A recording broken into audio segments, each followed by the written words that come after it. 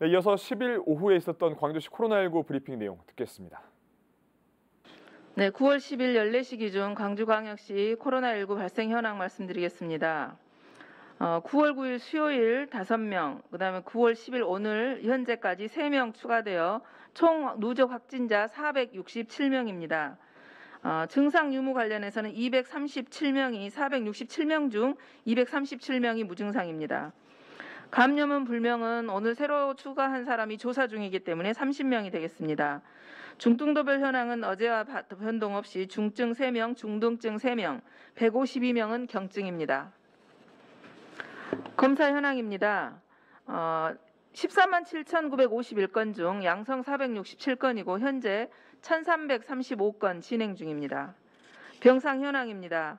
우리 광주 환자 154명, 전남 환자 16명으로 해서 우리 시 총 가용 병상 수 246병상 중 잔여 병상은 76병상입니다. 최근 어제 오늘 확진된 확진자에 대한 설명드리겠습니다. 어제 수요일 확진자는 총 5명이 확진됐는데요. 성림 침례교회 해지정 검사가 3명입니다. 460번, 61번, 64번이 되겠습니다. 그다음에 광주 445번 접촉자가 463번 1명이고요. 현재 462번은 조사 중에 있습니다. 오늘 확진된 3명은 석정 사우나 접촉자 1명이고요. 그다음에 2명은 조사 중에 있습니다. 시장 밥집과 관련해서는 저희가 지금 오늘까지 검사를 좀 시장에 다녀간 사람 검사를 완료하려고 합니다. 그러면 8월 22일부터 9월 4일에 시장을 방문했던 분을 오늘까지 검사 완료하면 내일 정도 검사 결과가 나올 것이고 그 결과에 따라서 시장 주변에 대한 위험도 평가를 동시에 진행하도록 하겠습니다. 현재까지는 2,030명 검사했고요. 1,995명 음성이고 현재 8명 검사 중입니다. 사전 질문 먼저 설명드리겠습니다. 첫 번째, 최근 80일 중에 60여일의 고강도 사회적 거리두기를 시행했지만 코로나19 확산세가 꺾이지 못해서 사회적 거리두기의 실효성 문제인지 혹은 확산의 특이점이 무엇인지 방역당국이 파악하는 지역 감염 유행 배경 원인이 무엇인지 물으셨습니다. 그 부분은 저희가 좀 전반적인 흐름을 그래프를 통해서 설명드리겠습니다. 저희 시가 지금 7월 26일 광륵사발 방문 판매하고 광륵사발 접촉이 감염이 대략 한 7월 26일경에 마무리가 됐습니다. 그래서 7월 26일경부터 발생한 확진자들은 주로 8월 11일에 해외 확진자가 6명으로 피크를 이루면서 나머지 부분은 한두 명씩 발생한 것은 접촉자 중이거나 격리 해지하는 환자가 몇 명 발생해서 끝났고요. 저희들이 이제 3차 웨이브가 생긴 것은 지금 8월 12일 상무지구 유흥업소발로 생기면서 지금 3차 유행이 시작됐습니다. 그러면 여기 상무지구 유흥주점에서 2명, 12일부터 2명부터 시작을 해가지고 발생을 하고 나서 유흥주점이 15일, 16일에 정점에 이릅니다. 유흥주점에 관련된 접촉자가요. 그러다가 17, 18일에 이제 2차 감염자들이 발생을 하고요. 그 다음에 20일부터 저희가 16일 광화문에 다녀갔다는 그런 제보를 받은 게 이제 18일부터 해가지고 18일에 행정명령을 내리고 19일부터 광화문에 다녀간 사람에 대한 자발적 검사는 한 15, 16일에도 이루어졌는데 그때 검사를 한 사람들은 되게 음성이 나왔습니다. 광화문을 다녀왔다는 사람은 저희가 추가로 제보를 통해서 버스를 타고 간 사람 명단과 그다음에 질병관리본부로부터 171명의 명단을 받은 걸로부터 행정명령을 18일, 19일, 20일까지 시행을 하면서 검사를 시작해가지고 확진자가 나오기 시작한 것은 20일부터 21일부터입니다. 그래서 광화문발 확진자가 유흥업소 관련된 한 것이 조금 사그라들면서 광화문발이 늘어나기 시작했습니다. 그리고 마지막 8월 26일에 가장 피크를 이루는 39명이 나올 때는 이 광화문을 다녀왔던 264번 한 명이 이제 그 사람은 화순 거주자입니다. 그 사람이 우리 광주에 있는 성림 침례교회에 3번의 예배에 참여를 합니다. 그거를 확인을 하고 저희들이 25일에 긴급하게 전수조사를 했습니다. 성림 침례교회에 대한 전수조사를 하고 나서 30명의 확진자가 한꺼번에 발생을 하게 됩니다. 그 30명의 확진자가 발생을 하고 그 이후에 600여 명이 자가격리에 들어갑니다.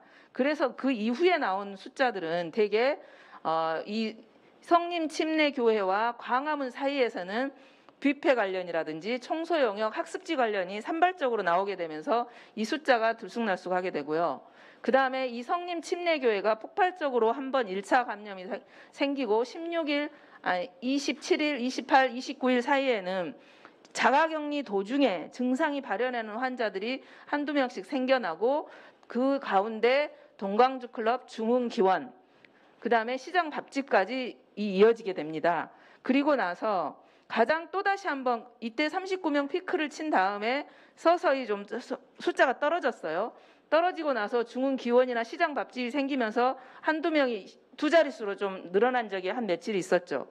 그리고 나서 7일, 8일 이때쯤에는 이때 39명 피크를 이루었을 때 이때 자가격리했던 사람의 해지자가 대량 발생하게 됩니다. 그래서 여기 13, 17 발생할 때 이 이틀간에 10명 이상이 자가격리 해지 전 검사입니다. 그래서 실질적으로 여기서 신규로 발생한 숫자는 한 자릿수에 머무르고 있는 것이죠.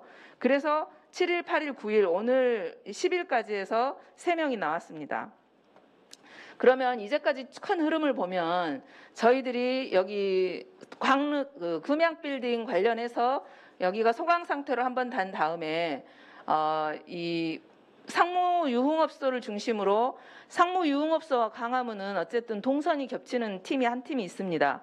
그러나 우리가 시간적으로 그다음에 공간적으로는 저희들이 역학조사를 더 심도 있게 하고 있는 과정이기 때문에 직접적 연결고리는 없지만 확진자들 사이의 연결은 분명히 있습니다. 거기에서 한번 터지고 이것이 2차 감염으로 이어지는 성림 침례교회가 한 곳에서 폭발적으로 터진 겁니다. 그래서 여기와 관련되어지는, 그러니까 우리가 방역관리망 내에서 관리가 가능한 숫자가 여기서 계속 늘어났습니다.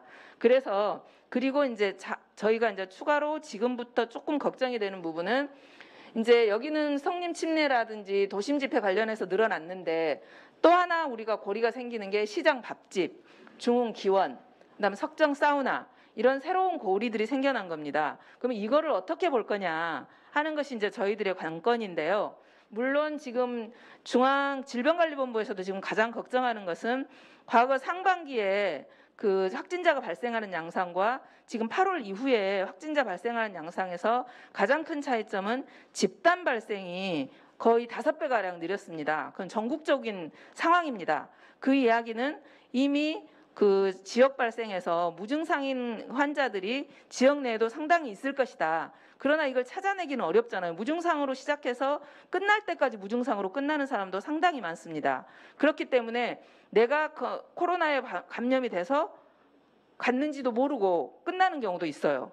스스로 치유되고 끝나는 경우도 있다는 거죠. 그러면 그 과정에서 누군가에게는 전파됐을 것이고 누군가가 유증상으로 나타난 경우에 잡히게 되면 저희가 감염은 불명으로 나올 수도 있다는 겁니다. 그것이 우리 광주만의 문제가 아니고 전국이 지금 동일한 상황입니다.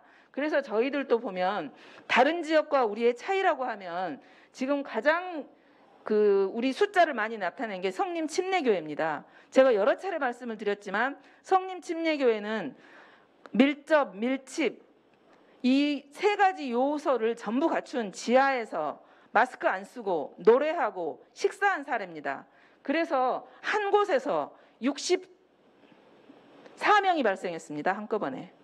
이런 사례는 어디에도 없거든요. 그래서 이 숫자 때문에 저희들의 발생 숫자가 굉장히 더 이렇게 숫자적으로 두 자릿수를 유지하게 된 주요 요인이 됐던 것입니다. 제가 여기 큰 흐름에서 우리 시민 여러분들께 말씀드리고 싶은 것은 이런 산발적인 발생 또 집단 발생 양상이 저희도 광륵사발일 때는 큰 카테고리가 한 8개, 9개 정도 됐거든요.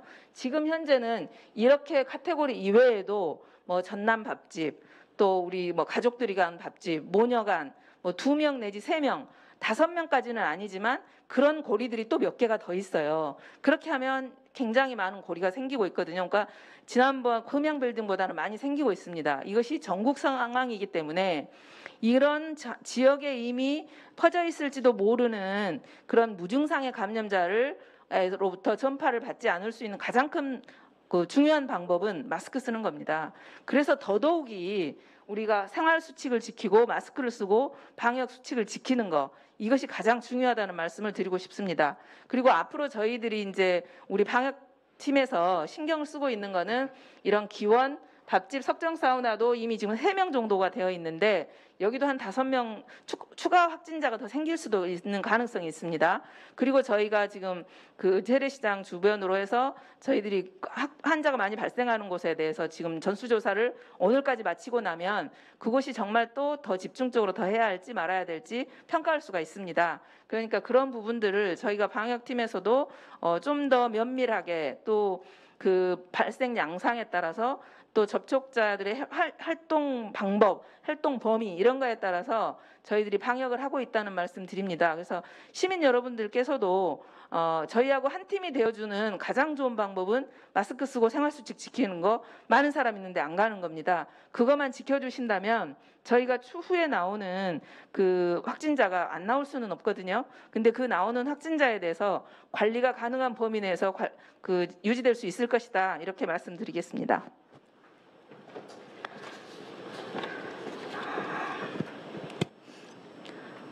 그다음에 이제 두 번째 질문은 전체 확진자 중 자가격리 중에 확진 판정을 받은 비율을 물으셨습니다.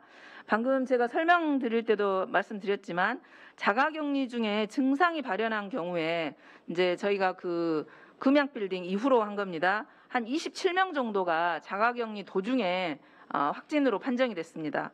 그리고 해지전 검사를 보면 이것도 마찬가지로 34번 이후인데요. 36명이 자가격리 해지 검사를 통해서 확진으로 다시 나와가지고 다시 이제 병원으로 입원하게 된 거죠. 그래서 대개 이 36명 중에 한 50% 이상은 아까 성림 침례교회 자가격리 해지전 검사가 많습니다. 그러면 격리 해지 전에 이렇게 양성이 나오는 이유가 뭐냐 이렇게 물으셨는데요. 지금 보통 바이러스에 노출되면 저희가 잠복기를 최대 14일 정도로 보거든요. 그러면은 그 사람들이 바이러스에 그 밀접 접촉자 같은 경우는 바이러스에 노출됐고 또 최종 노출일로부터 잠복기가 14일이에요. 그러면 처음에 증상이 발현되는 시점은 조금 늦어질 수도 있고 아니면 끝까지 증상이 안 나오는 경우도 있습니다. 그래서 해지전 검사가 실제 노출일로부터 14일 이전일 수도 있습니다. 그래서 증상이 없는 사람들도 있고 그렇기 때문에 그래서 해지전 검사에서는 양성이 나오는 사례가 있을 수 있습니다. 그러면 14일 격리도 위험한 거 아니냐라는 말씀을 하십니다. 그러면 저희가 자가격리가 14일이 됐었을 때 대개 해지전 검사를 해보면 우리가 이제 바이러스 검사하는 CT 값이라고 있거든요. 그 값에 봤을 때 대개 감염력이나 이런 것은 초기인지 말기인지 이제 끝나가는 무렵인지를 좀 100%는 아니지만 예측할 수가 있거든요. 근데 이런 경우 대부분 해지된 이후에 격리가 지난 이후의 수치는 그렇게 위험한 수치는 아닙니다. 그래서 이제 임상적으로도 14일 격리하고 나서 만약에 확진이 됐다 하더라도 임상적으로 볼 때는 검사하는 기간 최대한해서 일주일 내지 열흘 더 하기 때문에 그 이후에 어떤 감염력이 있다거나 이런 것은 거의 없다고 보고요. 지난번에 또 저희들이 한참 혼란이 있었던 게 퇴원을 하고 났는데 다시 검사를 했을 때 재검출되는 경우가 있었어요. 그런 것을 격리 해제 후 재검출이라고 명명을 했고 그런 경우에는 별도로 확진자로 관리하지 않았습니다. 그 이유는 그 사람이 감염력이 거의 없다고 보기 때문이거든요. 그래서 이거는 임상적인 그런 결과에 따른 것이기 때문에 방역 지침에 따라 진행되는 것이라 우리 시민들께서 크게 걱정하지 않으셔도 될 것 같습니다.